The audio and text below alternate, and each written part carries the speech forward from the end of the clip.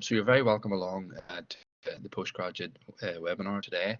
We're going to focus mainly on the PGCE options that we have at the school at Ulster University here in the School of Education. With 5 or 6 slides at the start here that are generic information about the postgraduate options at Ulster, and then the latter slides will focus on the PGCE. So maybe even just to get us sort of interacting here a wee bit, even in the text box, could you maybe even indicate, I assume you've sort of attended today because of your interest in the PGCE, is it primary, is it post-primary that you are interested in? Both? Neither? Just write in the text box now what you're sort of, yeah, thank you, Beth.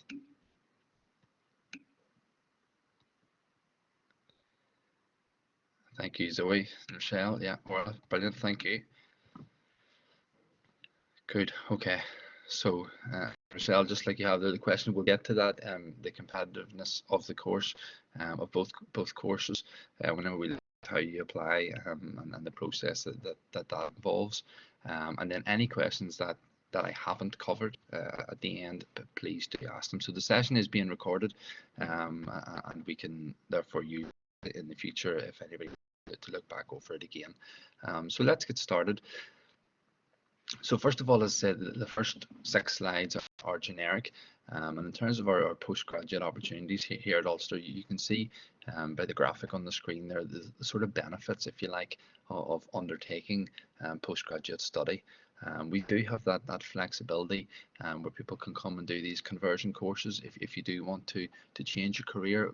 Thinking of our own, my name is Stephen Park, and the Associate Course Director on the PGC Primary.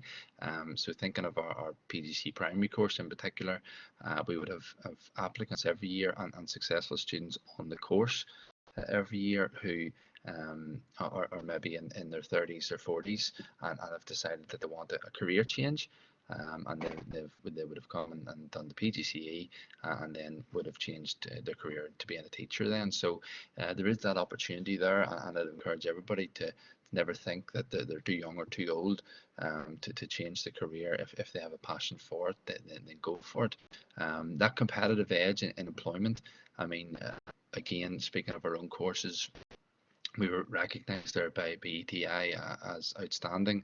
ETI is the governing body that assesses schools and education in general. So certainly graduates are well regarded within Northern Ireland by principals and by schools in terms of the PGCE. Personal fulfilment. So obviously, undertaking a postgraduate course, you're really selecting something that you're passionate about, that you're interested in. You're not just doing it for the sake of it. I suppose you really want to fulfill that personal ambition to get a qualification and move down a career direction. You are taught by subject experts in each of our programs. If you think of our own, we're all on the PGCE past teachers. We are very familiar with the Northern Ireland curriculum. We've all completed masters ourselves, and most of us either completed the PhD or are working towards that there. Myself have principal experience and so on in schools. So you're taught by people who work hard in their personal research to stay at the top of their field, which we as a university feel is important if we're going to be passing on that expertise to you then. In terms of the environment that you're working within, you can see more about that whenever we look at the PGC primary slides and the PGC post-primary slides. But it is a wonderful environment.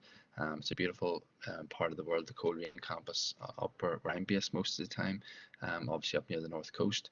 The Belfast campus, as I'm sure you've seen driving through Belfast, the work that's being done there and how impressive that looks. And then you obviously your advantage of being in the city. So it's a very conducive environment, shall we say, to be part of as a student, and the support networks that you can avail of both through your staff, your course director, your head of school, your student support systems, student unions, and so on. So there's the library network. There's plenty there to look after you during your time as a postgraduate student. Obviously then the qualifications that you will leave with, which will sort of tie in with the things mentioned above there. They'll give you that competitive edge and that well recognised qualification that you can therefore use and hopefully go on and fulfill whatever the career it is that you're looking to follow after it.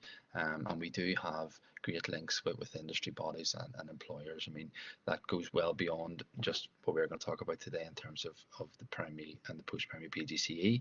Speaking from our own personal point of view, we have fantastic relationships with our schools. It certainly is a mutual relationship. We really value what they do for our students, and they value the training and the preparation that the students get before they arrive in school. And the teachers and the principals will regularly comment on that they have no hesitation to take an Ulster PGCE student because they know the quality that they're going to get. And so that's the sort of link that we aim to maintain. And that extends beyond our course to the other postgraduate courses that are also offered then at Ulster. So moving on to the next slide then. Again, I'll not bore you, I suppose, with going reading the screen for you there, but you can see some of the quantifiable benefits that you have, that you can achieve by doing a postgraduate qualification. So if you look in the first graphic there about the extra average amount that a postgraduate earns compared to other graduates, the amount that you can perhaps expect to earn over your career on average, the progress that you'll make all that, if you like, by having a different qualification, the employability rate and how 90.7 is obviously higher than the 72.6 for undergraduate qualifications. And so those four things in themselves are just sort of quantifiable data basically that show you sort of the advantages of considering doing a postgraduate. For us today, thinking primarily about the PGCE, these figures here are lovely to look at, but in many ways they're quite irrelevant to the PGCE, because for those in the text box here who have indicated that they want to be a teacher, these things on the screen are just if you like little bonuses for you. You're thinking, right, I have my undergraduate degree, I need a teaching qualification, and that's why you will come to Ulster to do the PGCE then. So if we move on to the next slide, what we have here is some of the types of study that you can do. And again, if anybody in the group is considering, has joined the session and is considering things beyond the PGCE, then this slide certainly does apply to you, and you can see the different modes of study that are available to you, and you can see the different levels that we offer as well. For those who are thinking primarily it's PGCE that I'm here for and that I want to do, then it is a full-time course. So we'll get into the hours in a bit more detail later on. But you know, in terms of primary, you're in Coleraine from 10 o'clock to 4:45, Monday to Friday, and that is for 19 weeks of the year, and the other 19 weeks you're on placement. So it is a full-time course where expectation is that you are there at each session unless there are exceptional circumstances, and we'll get to that there, as I say, later on. This year we did have that, we talked about distance learning there, we did have that sort of online approach, obviously due to all things COVID, where we were using this Blackboard facility to deliver our sessions. But as we go back in September, we are aiming to get back to as close to the old normal, if you like, as we can. It may be a blended style this year, with most sessions delivered face-to-face on campus, and some that can be delivered digitally being delivered through Blackboard. But that's all still to be finalised, and it'll depend on the guidance from PHA and from our own university, obviously. But certainly speaking from our own course's point of view, we're a very practical course in nature. It's not a case of you sitting there from 10 to 5 listening to somebody lecture to you like this. That would be very hard to do 5 days a week. The students always comment on how quickly the day goes and how quickly the week goes, because you are heavily involved in every session, and it really is like you're the children almost in the classroom, where you're participating in activities and devising your own lessons and lesson plans and so on. So it is a course that benefits from face-to-face delivery, basically, where we can model a lot of things to you. Applying then, and again, whenever we get to the primary and post-primary slides here, I'll go into this in more detail, but applications for the postgraduate courses are made online at ulster.nc.uk. The only thing I would draw your attention to here is the second bullet point there. There's no official closing date for most courses and applications are rolling. Well, for both of our courses, the primary and the post-primary, there is a closing date, and as I say, I'll get to that there whenever we look at the application process for both. All right. So final slide, final generic slide, I suppose, is just a bit of an overview about the fees and finance. And when people contact me asking questions about the fees of the course, I always direct them to our admissions team. They are the experts in this area. I tend to answer the queries based on the course, on the content, on the timetable, on all things teaching and PGCE related. But the screen here shows you how much the courses are, the different payment options that you have, the different loans available and so on, and some of the perks too. But if you had any questions about finances or fees, then in my final slide, I have a contact email address and number for the colleagues in our admissions team who would be able to best advise you on that. Okay. So we'll move into, I suppose, focusing now on the PGCE itself. And as I say, if at any point you want to stop me or you want to ask something or clarify something, then please do either throw it into the text box. I have it open here as I'm talking, or pop your hand up, and you can have the floor. We'll look through the primary section first, and then we'll look at post-primary after that. So at the end of the primary bit, I'll invite any questions that you have about primary, and at the end of the post-primary, I will obviously do the same and invite any questions about post-primary. Okay, so that's hopefully what we're going to do there over the next 20 minutes, half an hour, whatever it takes, depending on how many questions and so on that you have. And hopefully the bullet points on your screen there will answer a lot of the questions maybe that you're thinking about in terms of doing a PGCE in either primary or post-primary. Okay, so first of all, as I say, we are based on the Coleraine campus. For those of you who don't know what the Coleraine campus is like, it is a beautiful campus to work on, and a beautiful campus to study at.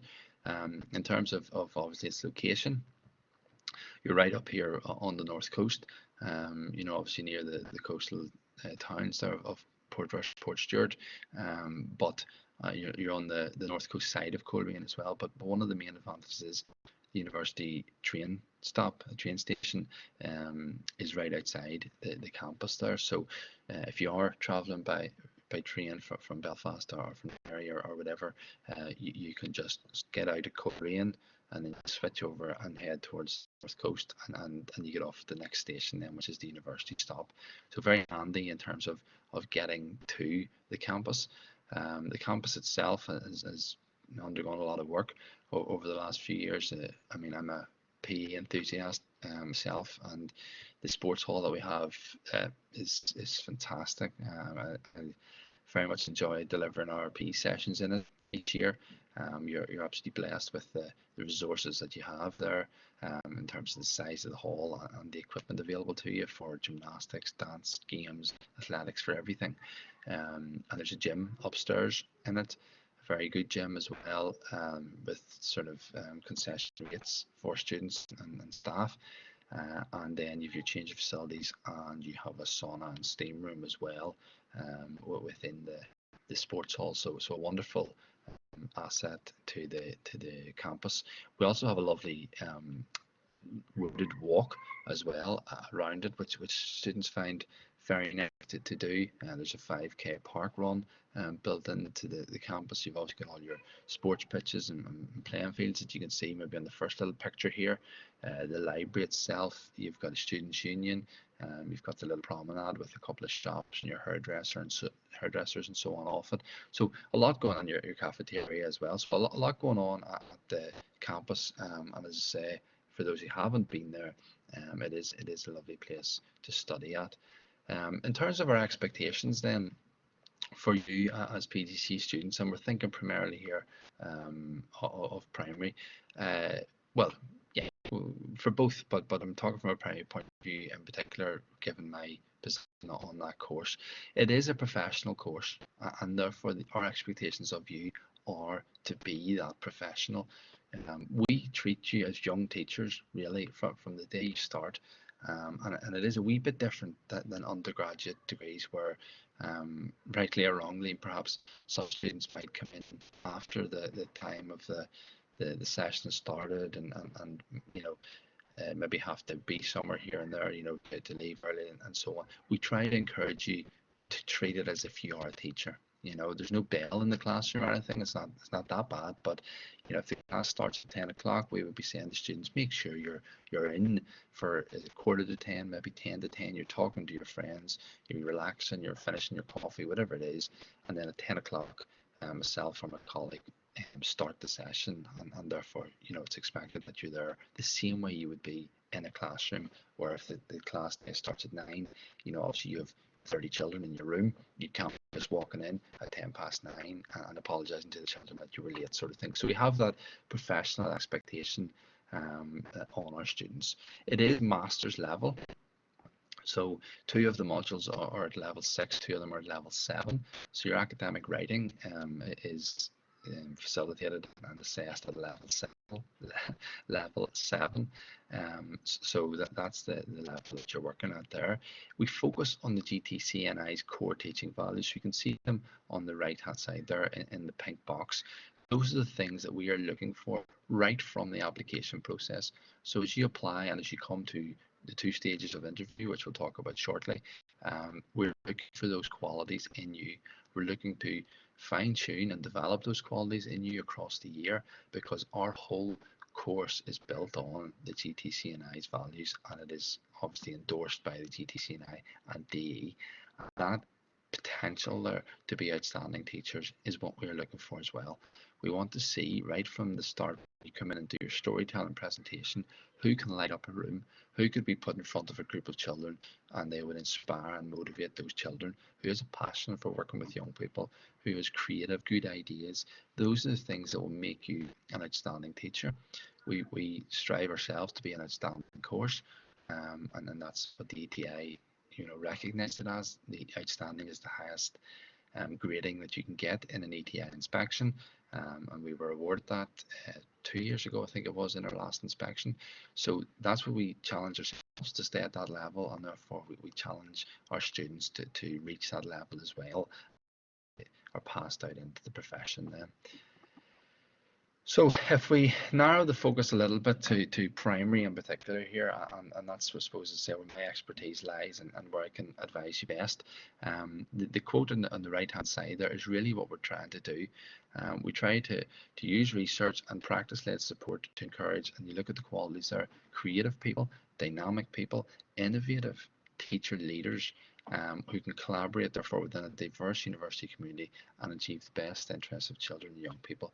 So that's what we want to do. We know that nobody is the finished article joining the course. You have your undergraduate degree, you have your subject specialisms.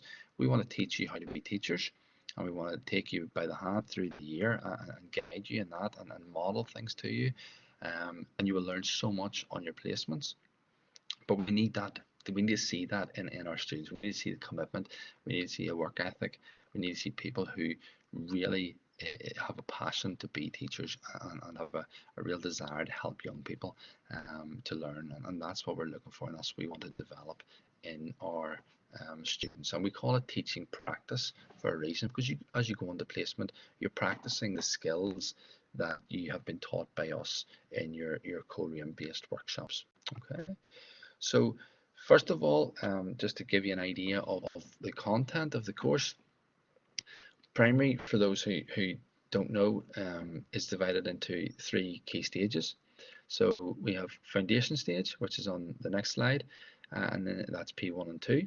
We have key stage 1, which is P3 and 4, and we have key stage 2, which is P5, 6 and 7. So we start the year looking at key stage 2, and we work down into key stage 1 and down again into foundation stage then, and you'll see it in a wee minute whenever I put up the yearly timetable.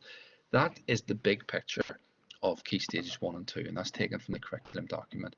So if you look down there at the areas of learning, those are the things that you will be expected to learn and to become an expert in and to teach. I suppose the difference in primary and post-primary is in post-primary, you obviously have your subject and you are an expert in that subject area, whether it be PE or English or history or whatever.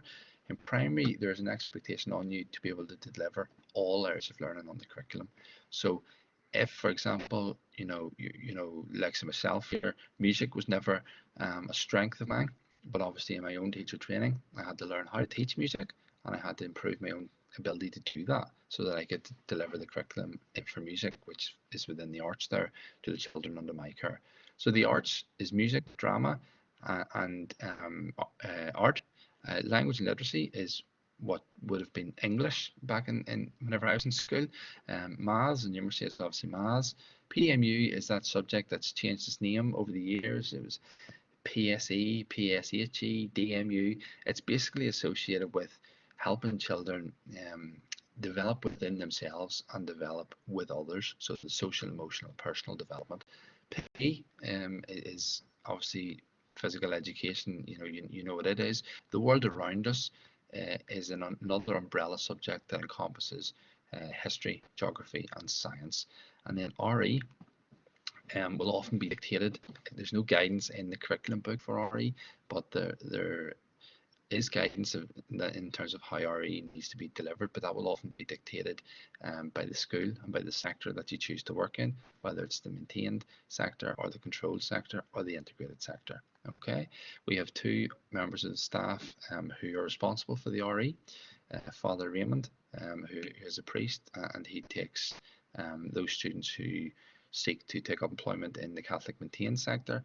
He takes them through their sacraments and how you prepare to teach in the maintained sector. And then we have Dr. Aileen Hunter, who takes the students who intend to maybe work in the controlled sector or the integrated sector in that session. And that's the only time when the class splits. And even then, the RE sessions will usually be delivered together, and then they'll only split whenever Raymond or Aileen need to focus on something that's specific to controlled or maintained. The other 6 areas of learning are split between myself and my colleague. So my colleague Shauna McGill is the course director. She takes mathematics and numeracy and the world around us. I take language and literacy, PDMU and PE. And for the arts, we bring in our post-primary colleagues who are specialists in music, drama and in art, and they'll teach you in those subject areas. So that's your breadth of learning. If you look at the other things on that slide there, those are sort of the skills that the curriculum asks for in our children. So those are the skills that we're looking for in you in terms of, can you facilitate those? So if you're going to be able to facilitate things, you have to possess the skills in the first place. So if you look at that cross-curricular skill box there, the third sort of row down, do you have the ability to be creative, to manage your time and your workload, to solve problems, to make decisions, to work well with other people? That's a massive skill of somebody's going into a teaching profession. And can you manage information? And those are the things that we want to see in you, so that you can give those same opportunities to the children under your care then. Foundation stage then, you can see from the left hand side, very similar in terms of the subject areas, just PE has a slightly different name. Physical development and movement is really focused on the fine motor skills and the gross motor skills and the fundamental movement skills in the early years.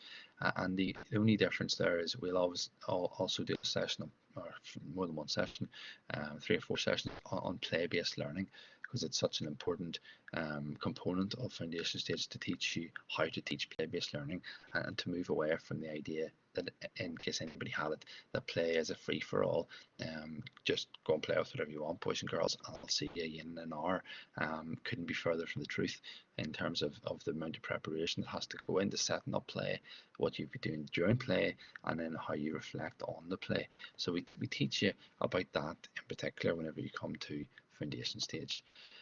Looking then at the course in general, it is a pass-fail course, okay? So there's no 2-1 first, 2-2, whatever. You just pass or you fail. And it's all on the GTCNI competencies. So there are 27 competencies in that booklet. We progress across the year. So in your first placement, you're assessed on 14 of them. In your second placement, you're assessed on 20. And by your third and fourth placements, then you're up to the full 27. And your assignments are also created in line with these competencies too. So you have 3 assignments each year. Usually the first one will be 3,000 words, will be done in September, and it links to something current. So last year it was the impact of Brexit on education. This year it was the impact of the COVID lockdown and the challenges that brought to teachers and pupils. So we always try and pick something topical. Assignment 2 then is more sort of curriculum based, and it's submitted before Christmas as well. This year it was on how data is used in schools to improve children's sort of attainment levels. And then the third one is probably the most interesting for the student, and it's where you do a group presentation, an individual presentation, and a short discussion. But it is where you pick your subject area. So if you're like me, you're PE enthusiast, you probably would pick PE. You would work with your PE peers to do a group presentation in PE. You would then pick an aspect of PE that you're really passionate about. Could be improving, I don't know, jumping and landing in the foundation stage.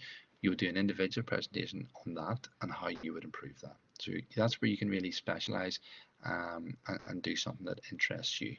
Okay.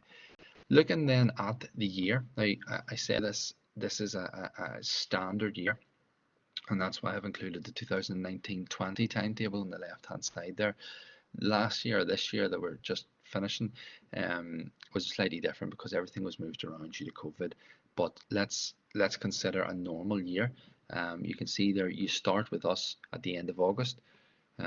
Usually it depends when the bank holiday falls. The bank holiday this year is obviously on the Monday, but this year we're starting the Tuesday before it, whereas sometimes we start the Tuesday after the bank holiday. Just depends on the date. But the course runs from August to June. It's a 38-week program, so it's not like an undergraduate degree starting at the end of September. It's a 38-week program. You can see you're with us for 19 weeks, and you're in school for 19 weeks. And the illustration on the left shows you how it works. So you come up to us for 5 or 6 weeks there, and we teach you about Key Stage 2 for all 6 areas of learning, how you can facilitate lessons. You then go out on a Key Stage 2 placement for 4 weeks, and that takes you up to Halloween. You come back to us, we teach you all about Key Stage 1, that takes you up to Christmas. You then go out in January to do your Key Stage 1 placement. The cycle continues, you come back to us after the half-term break, we teach you about foundation stage. You head out on your foundation placement, again, 4 weeks, and then you've Easter, and you have a very quick turnaround, and you're into your final choice placement, which is a 5-week placement, and that's where you can pick whether you want to go back to Key Stage 2, back to Key Stage 1, or back to foundation stage. Across the year as well, we have in February a nursery placement built in, and that's good preparation for your foundation stage placement. It shows you what the children are like in nursery, prepares you for P1 and 2 then. You also, usually this year we didn't have it, just couldn't timetable it, but usually you have an alternative placement for a few days where you can go into a different educational setting. So some students go and work with the GAA or the IFA with their educational teams. Some go and work with the RSPB. Some go into a post-primary setting. Some go into special educational needs school. We've even had students who have decided to go to Holland, to go to Scotland, to go to, we had one went to America, I think 1 year as well for a few days, because that's where they were from or had connections with family there, and they had the opportunity to go and see a different educational setting. So that placement is very good and worthwhile. And then the final placement as well in April, May time, you also do a peer teach, where you would go to a peer's school and you will observe them teaching a lesson, and that gives you a chance. If you've spent your placements in the maintain sector or the control sector, it gives you a chance to go and experience the other sector too. We pride ourselves on being an ecumenical course, where controlled and maintained is taught together. There's no differences are celebrated, if anything, within the group, and it creates a really close cohort. And you'll find that I'm not gonna lie to you, it's an incredibly intense year. If anybody who knows anybody who's done the course will be an advocate of that, no doubt. But you form the best friends from the course, because you go through the battle together, really, and you rely on each other and you help each other, and that's sort of part of the team ethic then that's built. So the next sort of two boxes just illustrate there what I was already talking about, so I don't think we need to go through that again. And then this is, I suppose, the part that's important. The entry requirements and application process for 2022, as it will be. Well, the application window opens each year in August and closes in the middle of November. So it's not open at the minute, and if you just keep an eye on if you just type in PGCE primary into the Ulster University website, or even just into Google, it will bring up the website, and you'll see clearly where it says apply now, and you can go through and you can complete your application form, and you can save it and you can come back to it and so on. It'll open in August, it closes in the middle of November. This year closed on the 15th. It changes each year. There are no prizes for applying in August or applying in November. Shauna and I don't look at the applications until they close the 15th of November. Our admissions team send us, here are your 478 applicants, whatever it is, and then we go through the selection process. So the reason I say that is because if we look over to the left in the entry requirements, you need to have GCSE Maths, English and Science or the equivalent qualifications. If you don't have one of those, so for example, if you don't have GCSE Science, what you can be doing is working on obtaining that through the year. So you can proceed through the application process with pending beside your name for GCSE Science or Maths, and as long as you have it in place by the time you would accept a place, then that's okay. The honours degree linked to your primary subject area, you can check with myself or with our admissions team if your degree is relevant, but it has to have at least a 50% link to an area of learning on the Northern Ireland curriculum. You have to have 2 weeks experience in a primary classroom within the last 3 years, and that's the one I need to talk about, I suppose, the most. Don't apply until you have that. All right, and that's why it's okay to apply in November. If you're sitting here today and you've no experience, then try and get 10 days, 10 days, 2 weeks, same thing, 10 working days, in September, in October, before you apply. This year we changed that slightly because of COVID. People couldn't get into schools. We said, like the GCSE qualifications, if you don't have the 10 days, you can continue through the process as long as you get the 10 days by the time you accept a place. But normally we ask that students have the 10 days in place before they apply. All right. Coaching doesn't count towards that experience, nor does music tuition or anything like that. It's 10 days experience in the primary classroom watching the curriculum being taught. The coaching, the music tuition, all of that there, fantastic. And that'll be on your application form, and you can tell us all about that at interview, and that'll set you apart from other students. But it doesn't satisfy that requirement. So just make sure you have 10 days in the classroom. Okay. Looking at the process then, this year, as I say, we had 478 applications. We only have 33 places. That's all DE allows us. So what happens is 478 in this case are subjected to the entry requirements. I think 432 or something met the criteria this year. So they all proceeded to stage 1, which was a storytelling interview. Usually you come up to Coleraine, you deliver your 5-minute story based on a book of your choice that's suitable for the age range 5 to 8, it'll say on your form. But this year it was done digitally. You uploaded a video of you telling a story. All I would say about that now, and if anybody's making notes, just don't read the book. Okay, if you read the book, you're not going through. to tell the story. You can set the book to the side or whatever, but use props and really sell the story to the panel who are in front of you. It'll be myself and a local principal or local teacher in one room, Shauna, my colleague, with the local principal, local teacher in another room, and the third member of our team who looks after the special educational needs delivery with the principal or local teachers. Three rooms going, one member from the team and one local expert, if you like, in the area. So you do a 5-minute story, pretend we are the children. Some people get us involved, some people don't. There's no preference there for me. I'm not there. I wouldn't advise too much involvement because we're still there to assess you, but engage us, okay? And that's in many ways the hardest stage. From there, about 120 go through to the formal interview, which is usually done in about January. This year was February, just the way everything was knocked back a bit. And that's more your traditional, right? In you come, shirt and tie, if you're a male, you know, dressing up if you're a female, and I'm not going to suggest what females would wear. It's easy for me as a male to know if you're going to an interview, you maybe put on a shirt and tie or whatever. But treat it like a more formal interview, as if you were going for a job, and you come in and you sit down and you have 5 or 6 questions about you and about sort of your ambitions to be a teacher then. And then from there, we select our 33 and we create a waiting list of about 20 people. Each year we do use the waiting list.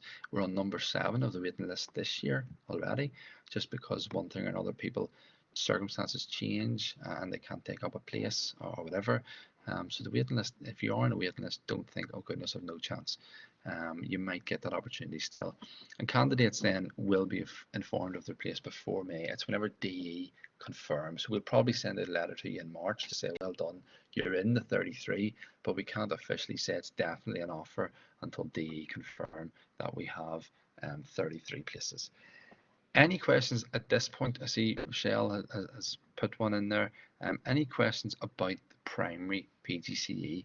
And if you do, either pop your hand up or type them into the chat. Rochelle, will RE always be part of the curriculum? Do you mean in schools or on our course?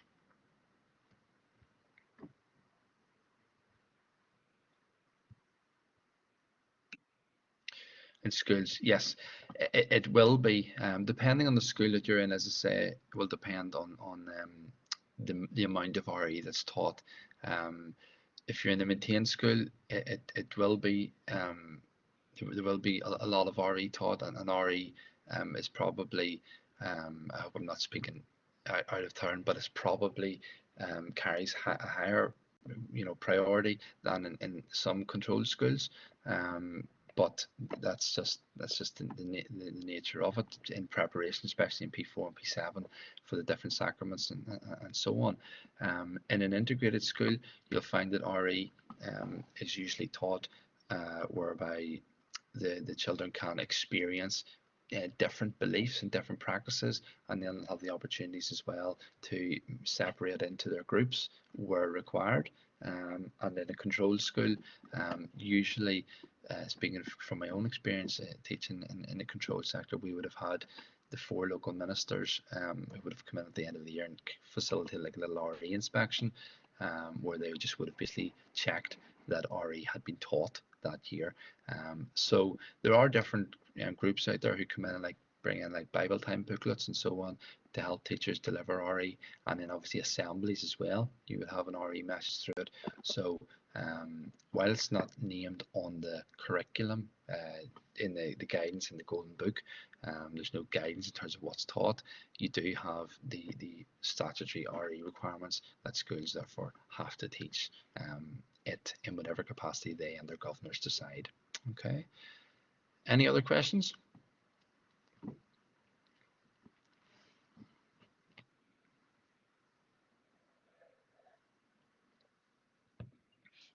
Okay. Well, look, we will have questions at the end as long because yeah. Go ahead, Jackson. Sorry.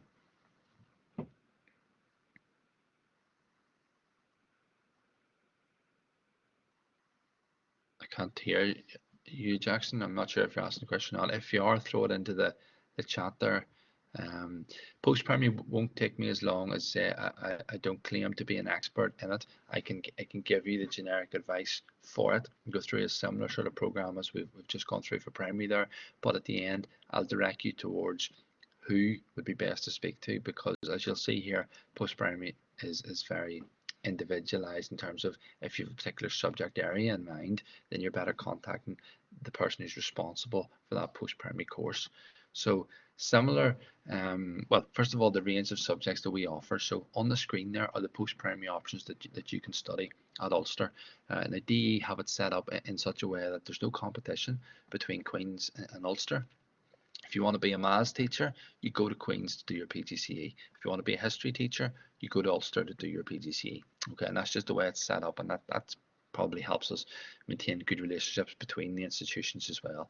And I should say, going back to primary, Ulster are the only institution in Northern Ireland that offer the PGCE primary. So in Strimulus you can do an early years PGCE, which covers you for nursery, but primary, it's at Ulster here, is the only institution in Northern Ireland. So those are the subjects that are offered. If we flick on to the next slide, again, I'm not going to spend too long on this one because you'll see it's identical to the one I had in primary. Again, it's a pass-fail course. It's based on the competencies, and the only difference there is that they have 4 assignments in post-primary. You can see the wording, the word limits on each, and the due date of each as well, and that's because their timetable differs slightly, and we'll get to that in a wee second. You also have an RE test, assignment, and observation in post-primary. In primary, you have an RE observation. You don't have a test or an assignment. Okay, so in each placement, you would be observed by Shauna or myself or Una. And then in the second placement, if you had me in the first placement, you would be observed by somebody else in the second one. But you would also have aiding or arraignment in one of your placements too. In post-primary, your subject tutor, whether you're PE, history or whatever, will come to observe you twice in each placement because your blocks are longer, and you'll also have an RE visit as well. All right. So looking at the post-primary year, you'll see how it's slightly different. You are up in Coleraine from the end of August until the end of October. You have usually a wee residential at the start. That may change again because of COVID, but we'll see what the induction looks like.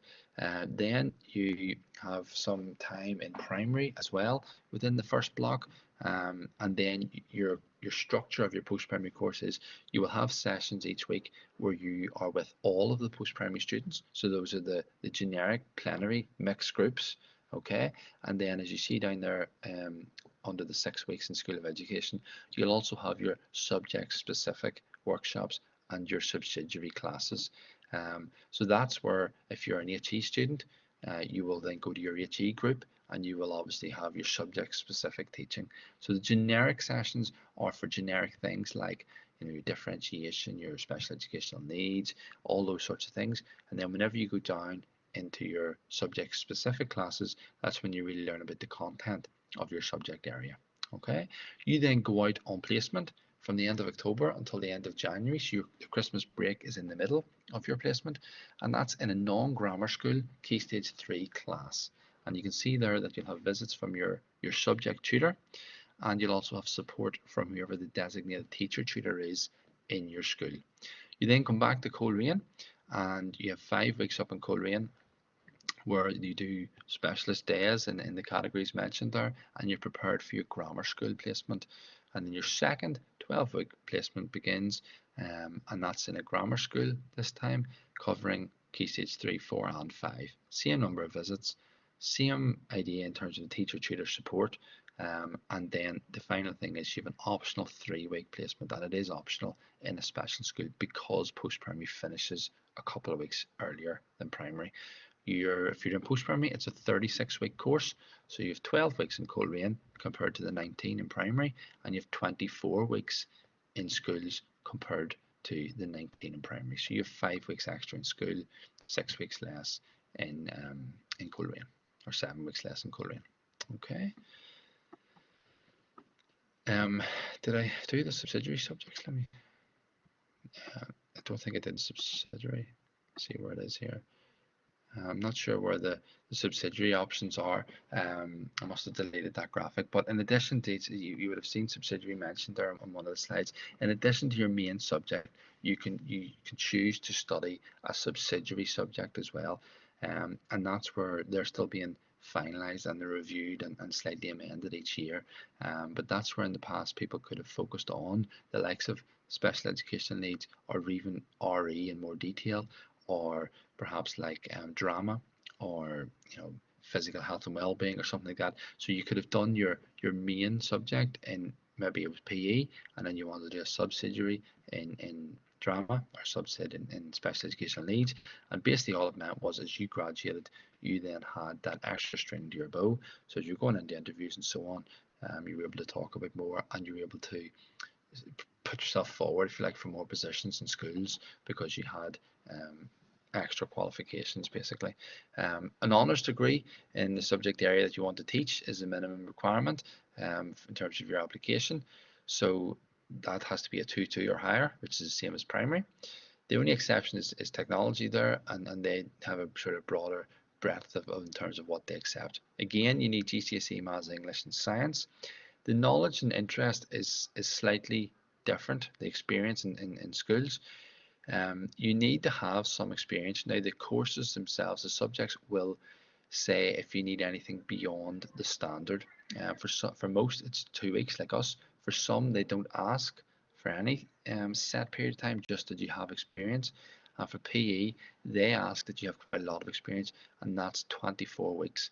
And that can be done by the end of the year that you're applying in, and it can include time spent in primary, and it can include any time spent coaching. So though 24 weeks sounds like a lot, it's not that much whenever you are building it up in terms of your coaching experience and so on. That may change this year, or the course is going through a revalidation where the admissions process will all be sort of centralized and agreed, as a post-primary program. So there may be slight differences in that, but at the minute that is the entrance criteria that you have to sort of strive for. Post-primary have 80 students, so as you can see we have 113 in total in the PGCE. Post-primary have 80, which equates roughly to 10 per subject. Now what I've said there in brackets is if one subject doesn't fill their 10, so for example technology sometimes doesn't fill its 10, then those places are distributed to other subject areas. So maybe PE is quite a common one to pick up students because it has the highest number of applications usually. So for example you might have 12 PE students, 11 HE students and 7 technology students in a year group, just because of the way the 80 is distributed. But if each tutor can, they will take 10 in their subject. So in your maths lectures, you'll be in a session of with 80 people, 79 other people, and then when you come to your subject specific groups, you will be with your 9 subject peers in most instances. Okay. Again, applications are made through the online website. They open in August as well, but they close slightly later because each tutor obviously has a smaller number of applications than we would in primary, so they don't need as much time to process through them. Normally interviews are at the start of March, but PE again slightly different than the rest. How Paul usually operates it is you come on a day, you're designated a day to come, you're given a group of children and you're told to teach a certain concept, whether that be a pass in hockey, or it could be a dribble in football or whatever. You're given a concept and you have to teach it to the group of children. Then Paul invites a selection back that afternoon for a formal interview, and then the successful candidates are obviously selected. Once again, initial offers are provisional until DE confirms the quota in May time. Okay. The others tend to just have one interview. So any questions about post-primary, or anybody with a primary mindset who has been maybe thinking there and something has come into their head that they want to ask?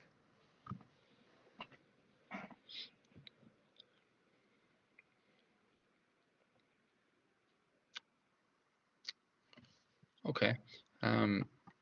Well, just another generic slide that I was sort of asked to go through with you. Again, it won't apply if you are a PGCE applicant, other than the fact that the Belfast campus is available to you to use as a student if you live in that area and you're not asked to be in Coleraine. For example, the post-primary course, they tend to teach from a Monday to Thursday, and then Friday is time spent on serial days or in personal work. So you might find yourself availing of the other campuses, either Belfast or Magee. The other thing is the advantage of Monday to Thursday is sometimes people will come up and stay, travel up Monday morning, stay in an Airbnb or something up there Monday, Tuesday, Wednesday, and travel home Thursday, which is an option. The fact that in both courses you're only up in Coleraine for 5 or 6 weeks, and then in the post-primary you're up there for 9 or 10 weeks, means you don't have to commit to like living in student halls or anything for a year. Most people will travel, and then they might stay during the time when you're up in Coleraine.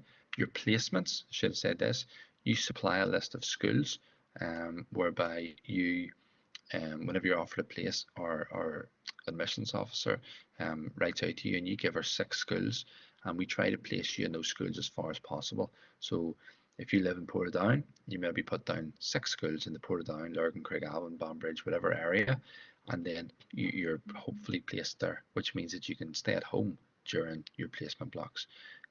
So that's important to think about well, because I know people have different challenges, whether that be family commitments or whatever, that you can therefore not have to be up in Coleraine all year basically. The other 2 questions then that have come in there: for the primary teaching story interview, do you tell a story in your own way based on the book? It's really a personal choice. I mean, you can come in and you can tell Jack and the Beanstalk just as it is. You have people who do the sort of twisted versions of these traditional tales.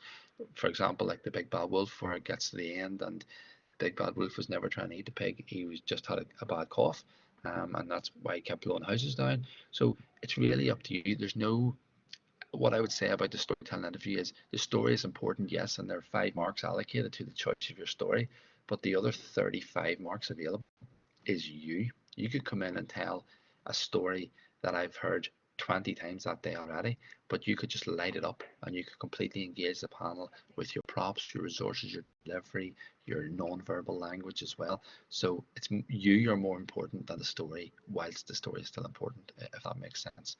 Experience in international schools, yes, Rochelle, if they're at a primary level, primary age group, then that will count. Okay. Storytelling, do you select your own book or is there guidance? The guidance, you'll see the form when it's sent out from admissions, Zoe, and it just says select the book that's suitable for the age range. I think it's either 5 to 8 or 3 to 8, but they write it on your invitation. If you have any questions at that point, you can send myself or Shauna an email and we'll be able to advise you. But basically, I would just say select a book that you can deliver really well within 5 minutes. There's some stories, for example, The Day the Crayons Quit. I love the story. I teach it on our course. It's a long book, and sometimes people try to do it, and it's too long, and they don't fit it in, and it's hard to deliver naturally. I've seen other deliver it and cut a couple of the crayons out, for those who are familiar with the story, so that you can still do it within the 5 minutes. So that's important. Consider your time limit. Consider what allows you to sell yourself naturally within the time limit, and consider a book that allows you to create really exciting resources. We love our resources. For your file submission for each placement, you're expected to put on a show of resources, and that's where we want to see, even in this storytelling stage, who has that creativity, who can come in with a resource that we look at and think, I would love that resource. I would love you to leave that resource with me. I'd love you to tell me how you made that. I'd love to see you on the course next year using that resource. So really show us your creativity there. Travel and tourism. Let me pull up here just to see some people are asking about the degrees. I've got the list here. Give me 1 wee second. Sorry, did I find it?